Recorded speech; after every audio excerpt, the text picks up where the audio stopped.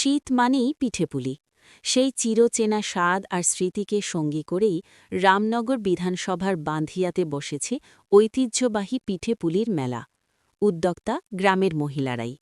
নিজেদের হাতে তৈরি নানা রকম পিঠেপুলি নিয়ে পসরা সাজিয়ে তারা যেন ফিরিয়ে এনেছেন মা ঠাকুমার রান্নাঘরের গন্ধ। মেলার একদিকে খেজুর গাছের টাটকা রস দিয়ে তৈরি রসের পিঠে, অন্যদিকে পাটিসাপটা, দুধপুলি, মালপো, ভাপা পুলি, চিতে পিঠে, নানান স্বাদের পিঠেপুলিতে জমে উঠেছে মেলা চত্বর। নতুন বছরের শুরুতেই এই উৎসব ঘিরে গ্রামে তৈরি হয়েছে আনন্দের আবহ।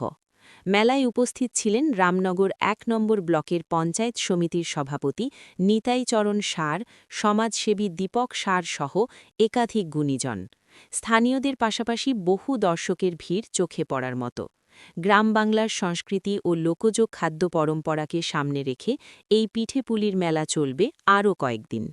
রামনগর থেকে অংশমান পণ্ডার প্রতিবেদন। এবং যে সমস্ত মায়েরা আনন্দধারা করেন, এসএসজি গ্রুপ করেন, তারা এই মেলাতে প্রাঙ্গণে স্টলের মাধ্যমে পিঠে বিক্রি করে অর্থনৈতিকভাবে সমৃদ্ধ হন। একটা মেলা মানে বাঙালির যে পুরনো সংস্কৃতি ঐতিহ্যকে যে ফিরিয়ে এনেছেন, বিশেষ করে গ্রাম বাংলার মায়েরা বোনেরা যে পিঠে নিয়ে এসছেন এখানে, তারা স্টলের মাধ্যমে এখানে বিক্রি করবেন স্বনির্ভরতার লক্ষ্যে এবং সশক্তিকরণের লক্ষ্যে।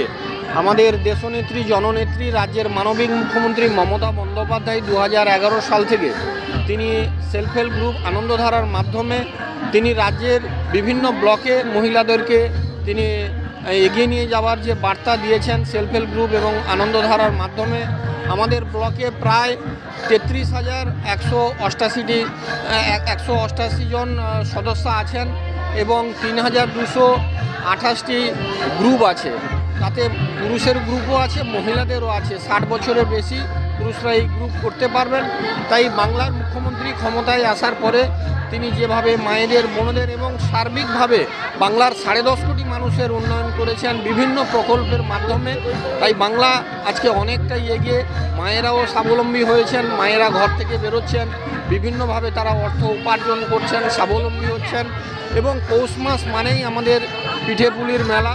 তাই রামনগর বিধানসভায় প্রথম আমাদের ব্লকের যে রামনগর ১ পঞ্চায়েত